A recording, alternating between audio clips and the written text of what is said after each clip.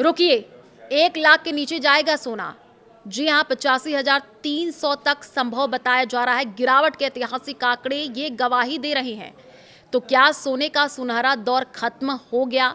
कीमतें और भी ज्यादा गिरेंगी? आपको इस वीडियो में बताएंगे। नमस्कार, मैं हूं आपके साथ आयुषी गुप्ता।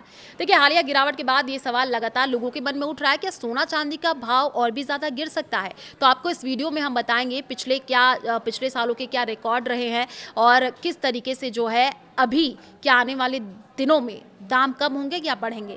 दरअसल देखिए, पिछले साल 65% रिटर्न देने के बाद सोने ने 2026 की शुरुआत तो तेजी के साथ की, लेकिन ईरान अमेरिका युद्ध के बाद से सोने में गिरावट यानी गोल्ड प्राइसेस क्रैश देखने को मिल रही है।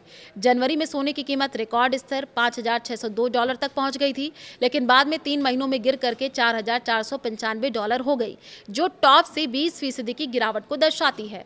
सोने में बड़ी तेजी का सिलसिला अक्टूबर 2022 से शुरू हुआ। गोल्ड अक्टूबर 2022 के निचले स्तर $1,500 से 275% बढ़कर जनवरी 2026 तक $5,602 तक पहुंच गया।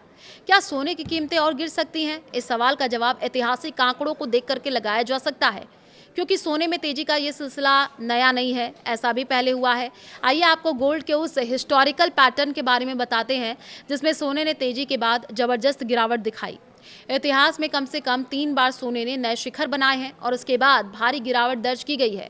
ऐसे में इस कीमती धातु में बड़े उछाल के बाद गहरी गिरावट आना कोई नई बात नहीं है। सोने की कीमतों में पहली बार भारी गिरावट 1974 से 1976 के बीच देखी गई। अगस्त 1971 से नवंबर 1974 के बीच सोने की कीमतों में 353% की वृद्धि हुई, जिसके बाद नवंबर 1974 से अगस्त 1976 के बीच 43% की गिरावट आई। यह गिरावट मुख्य रूप से मुद्रास्फीति में कमी, ब्याज दरों में वृद्धि, मजबूत आर्थिक विकास और डॉलर के मजबूत होने के कारण हुई। इसके अलावा देखिए, मिडिल ईस्ट में तेल संकट के स्थिर होने और वियतनाम युद्ध की समाप्ति के बाद भू राजनीतिक जोखिमों में कमी आई है। 1980 के दशक में सोने की कीमतों में दूसरी बार बड़ी गिरावट का दौर आया है। अगस्त 1976 से सितंबर 1980 के बीच 541% की बड़ी तेजी के बाद सितंबर 1980 से जून 1982 के बीच सोने कीमतें 52% टूट गई। ये सिलसिला यही नहीं थमा, क्योंकि दूसरी गिरावट के तुरंत बाद सोने की कीमतों में मंदी का एक और दौर आया, जिसमें जून 1982 के बाद सोने की कीमतों में 57% की वृद्धि। लेकिन जनवरी 1983 से फरवरी 1985 के बीच इसमें 42% की गिरावट दर्ज की गई है। 1980 के दशक में सोने की कीमतों में भारी गिरावट की वजह रही ब्याज दरों में बढ़ोतरी। दरअसल महंगाई में वृद्धि के कारण तत्कालीन फेड चेयरमैन पॉल वोल्कर ने इंटरेस्ट रेट बढ़ाए हैं। मजबूत डॉलर और उच्च ब्याज दरें सोने की कीमतों के लिए काफ़ी नेगेटिव मानी जाती हैं। 1999 से 2011 का वक्त वर्ल्ड गोल्ड काउंसिल के अनुसार अगस्त 1999 से अगस्त 2011 के बीच सोने की कीमत में 612% की बढ़ोतरी हुई, जो 1971 के बाद से सबसे लंबी तेजी थी।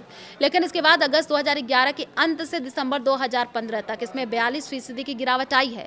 और 2011 के बाद सोने की कीमतों में गिरावट के खास कारण अमेरिका में आर्थिक मंदी के बाद केंद्रीय बैंकों ने मौद्रिक नीति में ढील देना शुरू कर दिया, जिससे सोने का मूल्य गिरने लगा। 2011 से सेंट्रल बैंकों के क्वांटिटेटिव ईजिंग प्रोग्राम के कमी आने के कारण सोने को सुरक्षित निवेश या डिफेंसिव एसेट के रूप में रखने की आवश्यकता कम हो गई। इसके अलावा देखिए, अमेरिकी डॉलर मजबूत होने लग गया। इकोनॉमिक इंडिकेटर में सुधार ने सोने के आकर्षण को कम कर दिया। अब 2026 में क्या होगा, यही सवाल सबके जहन में है। तो अगर 2026 में सोने की कीमत अपने रिकॉर्ड हाई से औसतन 50% तक गिरती है, तो ये लगभग $2,803 तक पहुंच जाएगी। ऐसे में भारतीय रुपयों में सोने की कीमत 85,300 से 91,400 रुपये प्रति 10 ग्राम तक जा सकती है। मार्च से जून 2025 के बीच सोने की कीमत इन्हीं स्तरों पर थी। कई मार्केट एक्सपर्ट $3,600 के स्तर की ओर इशारा कर रहे हैं।